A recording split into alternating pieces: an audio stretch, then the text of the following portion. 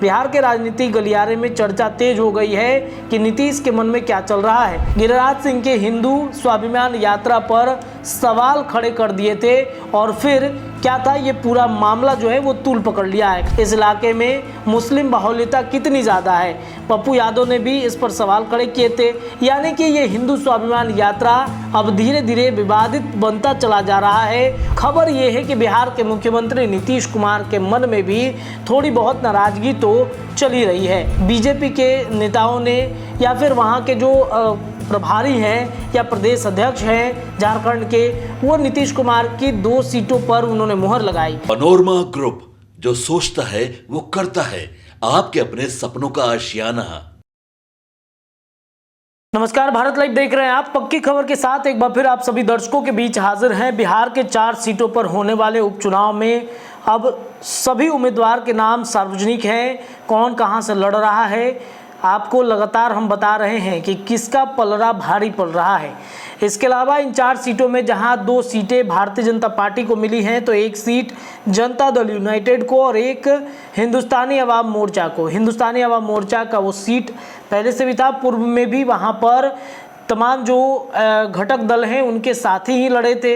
इनके अलावा 1 सीटों पर जनता दल यूनाइटेड ने जहां पूर्व एमएलसी मनोरमा देवी को उतारा है, तो वहीं भारतीय जनता पार्टी की अगर बातचीत करें तो रामगढ़ और तरारी में 2 मजबूत प्रत्याशी उतारे हैं। एक जगह तरारी की बातचीत करें तो हाल ही में सुनील पांडे ने भारतीय जनता पार्टी की सदस्यता ली और वहां पर उन्होंने अपने बेटे को उतारा है, यानी कि उनके बेटे विशान का टिकट फाइनल हुआ है। तो वहीं पूर्व में रामगढ़ की सीट पर विधायकी का चुनाव लड़ चुके और काफ़ी लड़ाई मजबूत उन्होंने दी थी, उनको उतारा गया है। इसके अलावा अगर देखा जाए तो महागठबंधन की तरफ से 1 सीट माले को, तो वहीं 3 सीटों पर राष्ट्रीय जनता दल जो है वो उतार रही है अपना कैंडिडेट। यानी कि अब यह स्पष्ट हो चुका है कि अभी सभी सीटों पर लड़ाई बहुत कांटे की टक्कर वाली होगी। जनसुराज अभी अपने कैंडिडेट खोजने में लगे हैं। सबसे पहले कैंडिडेट उतारने में जनसुराज तरारी में उतारा था और अब देखिए जनसुराज के तरफ से कैंडिडेट एक-एक करके नाम सार्वजनिक किया जा रहा है। कल ही आपने सुना कि कैसे प्रशांत किशोर कैंडिडेट के चुनाव को लेकर के काफ़ी ज़्यादा असंतुष्ट दिख रहे थे। एसके सिंह पर भी सवाल उठ गया। पूर्व में आपने देखा कि लेफ्टिनेंट जनरल को उतारा गया था तरारी में, लेकिन उनके ऊपर सवाल खड़े हो रहे थे, उसका जवाब प्रशांत किशोर ने दिया। लेकिन इन सब के बीच में चर्चा ये है कि नीतीश कुमार भारतीय जनता पार्टी एनडीए गठबंधन को लेकर के भी काफ़ी ज़्यादा मंथन कर रहे हैं। आपको बता दें कि लगातार हम आपको अपडेट दे रहे हैं कि क्या कुछ चल रहा है। पहले जनता दल यूनाइटेड के कार्यालय में नीतीश कुमार देर शाम को पहुंचते हैं और वहां पर जो कार्यकर्ता आए रहते हैं, बूथ स्तर के जिला वाइज कार्यकर्ता, उनसे उनकी मुलाकात होती है, बातचीत होता है। औचक निरीक्षण करने के लिए नीतीश कुमार माहिर है, ये आप सभी को अच्छे से पता है। 1 साल पहले भी नीतीश कुमार अचानक जनता दल यूनाइटेड के कार्यालय में पहुंचकर अचानक से निरीक्षण करने लगते थे, जदयू कार्यालय को देखते थे और जो कमी रह गई है कार्यालय के अंदर में उसे वो निर्देशित करते थे कि आप इसे बनवाइए, यहाँ पर ये कमरा बनेगा, दूसरे स्थान पर क्या व्यवस्था कराया जाएगा, जो भी बाहर से आ रहे हैं बैठने के लिए, ये तमाम व्यवस्था नीतीश कर रहे थे। लेकिन अचानक से जदयू कार्यालय पहुंचने के बाद बिहार के राजनीतिक गलियारे में चर्चा तेज हो गई है कि नीतीश के मन में क्या चल रहा है। नीतीश के आसपास रहने वाले लोगों के मन में भी ये प्रश्न अब उठने शुरू हो गए हैं कि नीतीश कुमार आखिर क्या चाहते हैं। बार बार न जाने की बात नीतीश फिर छेड़ना शुरू कर दिए हैं।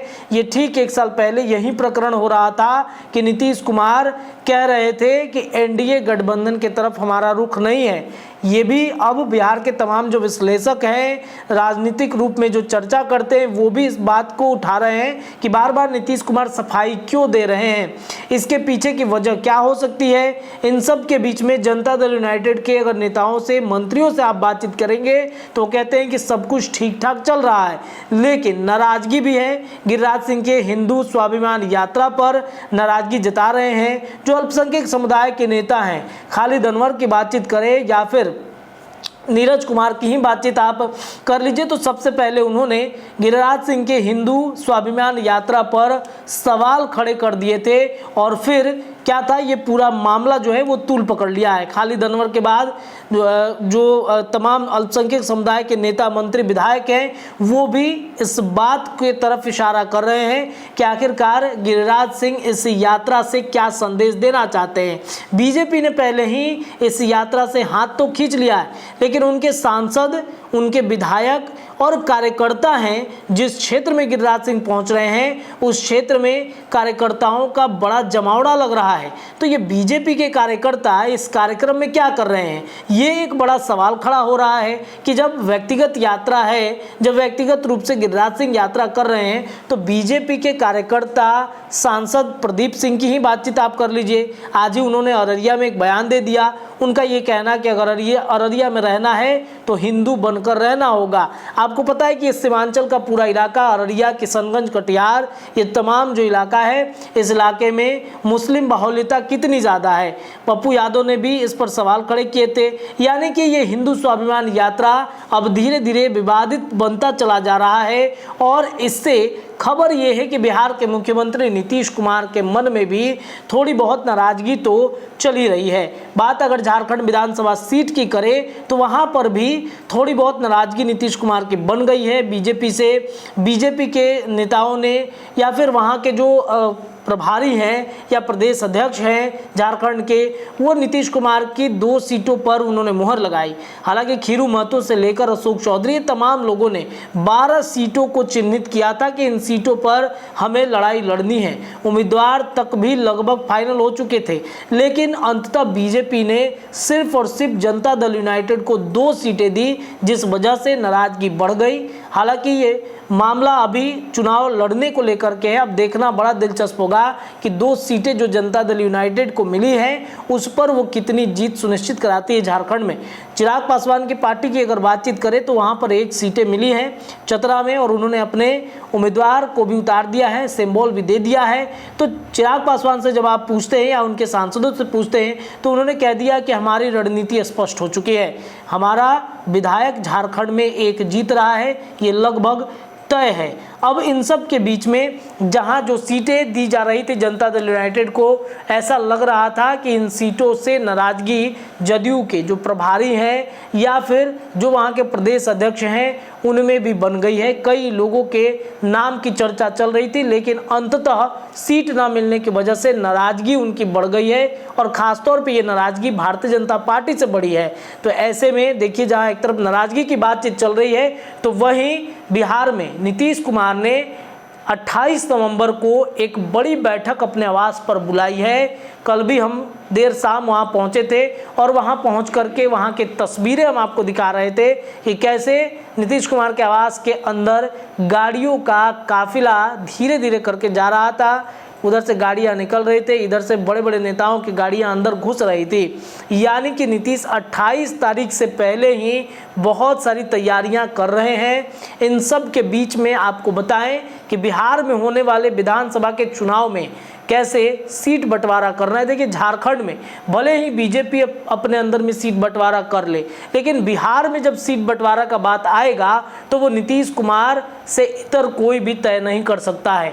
बीजेपी कितना भी हो हल्ला कर ले, लेकिन नीतीश जितने सीटों पर मुहर लगा दिए, समझिए वो इतनी सीटें बिहार में लेकर रहेंगे। अब सोचना ये है कि बीजेपी कितनी सीट पर लड़ेगी, इसके अलावा बीजेपी के बाद जो बाकी के घटक दल हैं उनको कैसे सीट डिवाइड करती है, ये सभी भाजपा के हाथ में है। लेकिन नीतीश कुमार अपना सीट अभी से फाइनल कर दिए हैं और उन्होंने कह दिया है कि 130 सीटों पर उन्होंने अपना फाइनल लिस्ट निकाला है।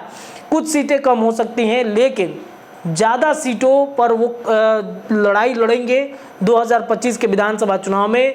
लगातार बाबा भी ये चर्चा करते हैं कि नीतीश कुमार इस बार अपने पार्टी को मजबूत स्थिति में देखना चाहते हैं, ताकि बड़े भाई की और छोटे भाई की जो भूमिका है उस भूमिका में नीतीश कुमार बड़े भाई की भूमिका में हमेशा रहें। क्योंकि कोई भी फैसला बीजेपी से इतर जाकर के वो कर सकते हैं। इस वक्त बिहार में नीतीश कुमार के भले ही विधायक कम होने के बाद भी उन्हें सीएम बनाया गया है, लेकिन भारतीय जनता पार्टी कई जगहों पर आनाकानी कर देती है और नीतीश ये चाहते नहीं हैं कि ऐसी परिस्थितियां उत्पन्न हो। तो इस वजह से नीतीश अपने पार्टी जो उनके पार्टी के ऊपर एक ठप्पा लग गया है कि तीसरे नंबर की पार्टी जो तेजस्वी लगातार हमला करते रहते हैं, उस तीसरे नंबर की पार्टी को नंबर 1 बनाकर नीतीश इस 2025 के चुनाव में छोड़ना चाहते हैं। और नंबर 1 की पार्टी कैसे बनेगी, तो इसके लिए आपने देखा कई तरह के बदलाव संगठन के अंदर किए गए हैं और संगठन के अंदर जो बदलाव हो रहे हैं उस बदलाव में नेता के ऊपर अगर भरोसा नहीं हो रहा है, विश्वास नहीं हो रहा है, तो फौरन उनके नाम को हटाकर दूसरे व्यक्ति का नाम डाला जा रहा है, यानी रिप्लेसमेंट की भी तैयारी जदयू के अंदर चल रहा है। इसके साथ साथ पुराने जो दिग्गज कभी जनता दल यूनाइटेड को छोड़ के चले गए थे, उन सभी को समेटने में भी जदयू लगा हुआ है। श्याम रजक से लेकर भगवान कुशवाहा से लेकर कई ऐसे कार्यकर्ता हैं और अब तो आरसीपी सिंह के नाम को लेकर के भी चर्चाएं हो रही हैं। अंदर अंदर ये चर्चा है कि आरसीपी सिंह आना चाहते हैं और इस वजह से उनकी बातचीत कई लोग कराना चाहते हैं, लेकिन नीतीश कुमार अभी उनके नाम को सुनते ही भड़क जाते हैं, गुस्से में आ जाते हैं। इस वजह से बात नहीं बन पा रही है, लेकिन कई उनके करीबी हैं, ये दावा कर रहे हैं कि आरसीपी सिंह चाहते हैं कि जनता दल यूनाइटेड में एक बार फिर से उनकी वापसी हो और इस वजह से वो लगे हुए हैं। हालांकि जब हमने उनसे सवाल किया कि क्या जदयू में आपकी वापसी होगी, तो उन्होंने कहा कि 3 महीने के बाद हम सब कुछ स्पष्ट कर देंगे कि पार्टी बना रहे हैं कि अपनी जो आगे की रणनीति है कैसे तय करेंगे, वो सब कुछ हम स्पष्ट करेंगे। लेकिन इस वक्त हम आपको बताएं कि 28 तारीख को बड़ी तैयारी हो गई है जनता दल यूनाइटेड के साथ साथ सीएम आवास पर एक बैठक, और इसमें आपको ये भी बता दें कि एनडीए गठबंधन के शीर्ष नेता भी इस बैठक में शामिल होंगे। और ये बैठक क्यों हो रही है, तो आने वाले उपचुनाव और साथ ही साथ विधानसभा चुनाव में कैसे रणनीति बनाई जाएगी, बीजेपी और एनडीए गठबंधन को मिलाकर जनता दल यूनाइटेड की सरकार बिहार में फिर से दोबारा कैसे आएगी, इसको लेकर चर्चा है। इसके अलावा मंत्रिमंडल विस्तार एक बड़ा चर्चा का केंद्र है बिहार के राजनीति में, तो ये मंत्रिमंडल का विस्तार भी कैसे किया जाएगा, इसको लेकर के भी मंथन चल रहा है। दिलीप जायसवाल के बयान को आप याद कीजिए, जब उन्होंने मंत्रिमंडल विस्तार को लेकर बात छेड़ दी थी मीडिया में, तब उन्होंने आनंद फानन में उनको दिल्ली बुलाया गया और तब से मंत्रिमंडल पर उन्होंने ऐसी चुप्पी साधी है कि इस चुप्पी में ऐसा लग रहा है कि बहुत ही ज़्यादा फटकार दिल्ली में उनको लगा है, क्योंकि लगातार हम आपको इस बात के तरफ इशारा करते हैं कि भले ही मंत्रिमंडल विस्तार में लिस्ट नीतीश कुमार के पास बीजेपी पहुंचाए, लेकिन बिहार में एनडीए गठबंधन में कोई भी फैसला लेना होता है या फिर मंत्रिमंडल का विस्तार करना होता है, तो एक अड़े मार्ग में बैठा वो राजा ही सब कुछ तय करता है। और इस वजह से बीजेपी कोई भी रिस्क लेना नहीं चाहती है बिहार को लेकर के, क्योंकि भले ही अलग अलग राज्यों में, चाहे उत्तर प्रदेश की बातचीत करें, झारखंड में बातचीत करें, वहाँ पर वो कॉम्प्रोमाइज़ कर सकती है, लेकिन बिहार को लेकर के किसी भी स्थिति में कॉम्प्रोमाइज करने के हाल में नहीं है, क्योंकि वो जानती है बिहार सरकार गिरेगी तो देश भर में भी नरेंद्र मोदी की कुर्सी पर खतरा उत्पन्न हो जाएगा। तो 28 तारीख को एक बड़ी बैठक बुलाई गई है। इस बैठक में कई महत्वपूर्ण विषय पर चर्चा होगी। इस चर्चा में ये भी बात उठेगा कि गिरिराज सिंह को आखिरकार किसने आदेश दिया बिहार में हिंदू स्वाभिमान यात्रा निकालने की। जब बीजेपी अपना हाथ खींच रही है तो क्यों बीजेपी के कार्यकर्ता सांसद तक उनके कार्यक्रम में पहुंचकर लगातार बयानबाजी कर रहे हैं, और इस बयानबाजी के पीछे बिहार का माहौल क्या बिगाड़ने की तैयारी चल रही है।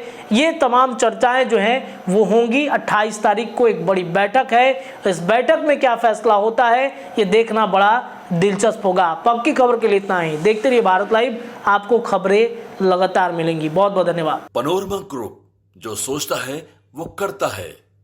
अगर ये वीडियो पसंद आई और वह बिहार के राजनीति और बिहारियत से सरोकार रखेनी तो सब्सक्राइब बटन दबा के चैनल के सब्सक्राइब कर ली। ओजे एगो घंटी बा, ओकरा बटन दबा देला से कुल सटीक और मारक खबर रुआ मुफ्त में मिल जाई।